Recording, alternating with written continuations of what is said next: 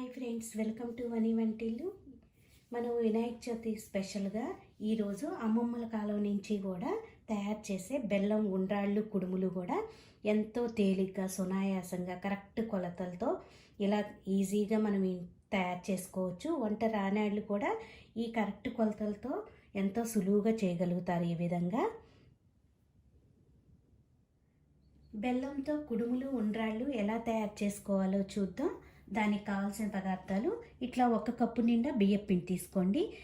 మీరు ఏ కప్పుతో అయితే బియ్యపిండి మెజర్మెంట్ తీసుకుంటారో అదే కప్పుతో వాటర్ కూడా 1 కప్పు వాటర్ తీసుకోండి. 1 కప్పు బెల్లం తురుము తీసుకోవాలి. మీకు కొంచెం స్వీట్ తక్కువగా తినాలి అంటే కొంచెం తక్కువ బెల్లం వేసుకున్నా పర్వాలేదు. దీనిలో 2 టేబుల్ స్పూన్లు పచ్చి శనగపప్పుని ఒక 5 గంటల ముందు ఇలా నానబెట్టి తీసుకోండి. 2 టేబుల్ స్పూన్లు పచ్చి కొబ్బరి తురుము తీసుకోవాలి. కొద్దిగా యాలకుల పొడి. ఇప్పుడు తయారీ విధానం చూద్దాం.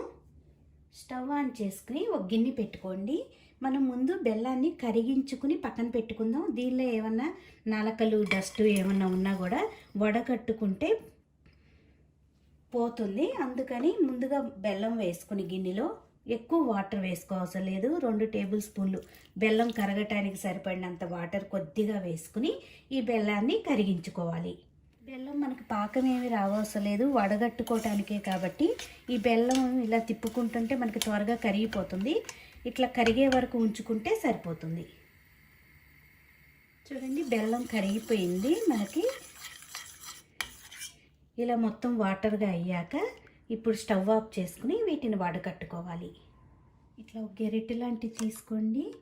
దీనిలో ఈ బెల్లం వాటర్ వేస్తే మనకి ఏమైనా నలకలు అవి డస్ట్ ఉన్నా కూడా ఇలా వచ్చేస్తుంది. ఇప్పుడు ఈ బెల్లం వాటర్ పక్కన పెట్టుకోండి.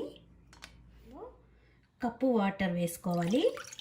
ఈ వాటర్ని ఇప్పుడు బాగా కాగనివ్వాలి. కాగాక మనం నానబెట్టుకున్న పచ్చిశనగపప్పు దీనిలో వేసుకుందాం.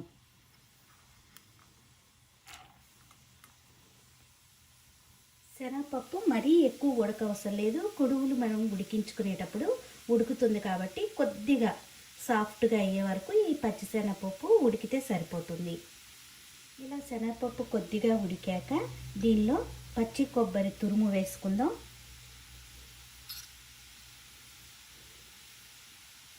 దీనిలో ఇప్పుడు యాలకుల పొడి వేసుకుందాం.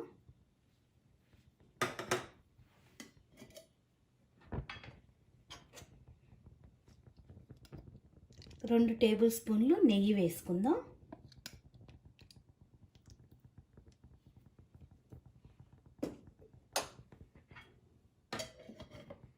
దీనిలో ఇప్పుడు బెల్లం వాటర్ కరిగించి పక్కన పెట్టుకున్నాం కదా, ఆ బెల్లం వాటర్ వేసుకోవాలి. ఫ్లేమ్ని లోలో పెట్టుకుని ఇప్పుడు మనం తీసుకున్న బియ్యం పిండిని వేసి కలుపుకోవాలి.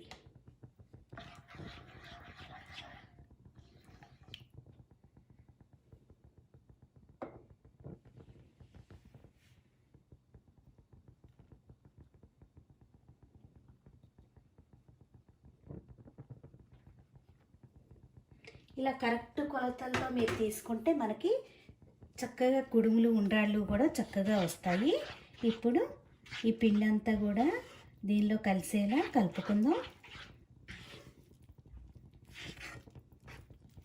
ఇలా కలుపుకుంటుంటే మనకి పిండి అనేది గట్టిపడి దగ్గరగా వస్తుంది.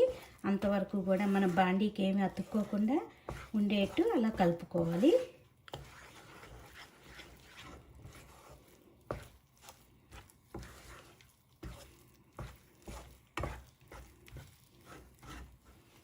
చూడండి, బాండీకి ఏమీ అతుక్కోకుండా మనకి పిండి చక్కగా ఉడికిపోయింది. ఇప్పుడు స్టవ్ ఆఫ్ చేసుకుని దీన్ని ఒక ప్లేట్లో తీసుకుని చల్లారనివ్వాలి. పిండి మనకి ఆరిపోయింది. ఇప్పుడు ఇట్లా ఇడ్లీ ప్లేట్స్ ఉంటాయి కదా మనకి, దాటికి కొద్దిగా నెయ్యిని కానీ ఆయిల్ని కానీ ఇలా ప్లేట్లో అడుగున రాసి పక్కన పెట్టుకోండి. ఇలా రాసుకున్నాక ఇప్పుడు చేతికి కొద్దిగా నేతిని రాసుకుని ఇప్పుడు మనం వీటిని ఉండ్రాళ్ళు కుడుములుగా తయారు చేసుకోవాలి. ఇట్లా చిన్న ముద్దలాగా తీసుకోండి.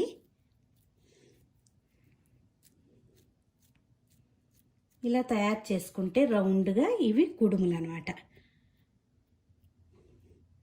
ఇట్లా కుడుములు తయారు చేసుకోవాలి. ఇప్పుడు ఈ తయారు చేసుకున్న కుడుముల్ని ఇడ్లీ ప్లేట్స్లో ఇలా పెట్టుకుందాం.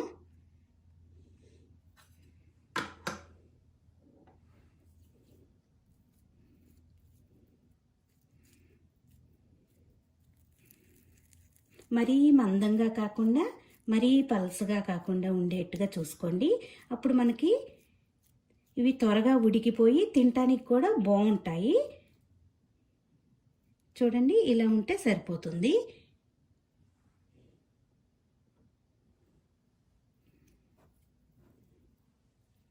ఇలా పెట్టుకున్నాక ఇప్పుడు మనం ఉండ్రాళ్ళని చేసుకుందాం.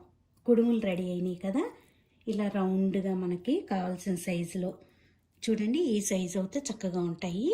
ఈ సైజులో ఉండ్రాళ్ళు చేసుకుని వీటిని కూడా వీటి మధ్య ఇట్లా పెట్టుకుని మనం ఉడికించుకుంటే సరిపోతుంది. ఈ పిండినంతా కూడా ఉండ్రాళ్ళుగా కుడుములుగా మనకి తయారు చేసుకుని ఇలా ఉడికించుకోవాలి. క్రాక్స్ అనేది లేకుండా మీరు ఇలా రౌండ్గా చేసి పెట్టుకుంటే మనకు ఉండ్రాళ్ళు చక్కగా వస్తాయి. చూడండి, ఇలా మొత్తం రెడీ చేసుకున్నాము. ఇప్పుడు ఇడ్లీ పాత్రలో కానీ ఇలా పెట్టుకుని మూత పెట్టి 15 నిమిషాలు ఆవిరి మీద మనం ఉడికించుకుంటే ఉండ్రాళ్ళు కుడుములు కూడా రెడీ అవుతాయి. ఇట్లా 15 నిమిషాలు ఉడికాక మూత తీసి చూసుకోండి. మీకు ఉడికిందో లేదో డౌట్ అనిపిస్తే ఇట్లా టూత్ పిక్ తీసుకుని ఈ ఉండ్రాళ్ళ మీద కొంచెం ఇలా గుచ్చి చూడండి. టూత్ పిక్కి అనేది ఏమీ అతుక్కోకుండా ఉంటే మనకి ఈ ఉండ్రాళ్ళు చక్కగా ఉడికినట్టు. ఇప్పుడు వీటిని తీసుకుని ఒక ప్లేట్లో పెట్టుకుందాం. ఇలా ఉండ్రాళ్ళు ప్లేట్లో పెట్టుకున్నాము.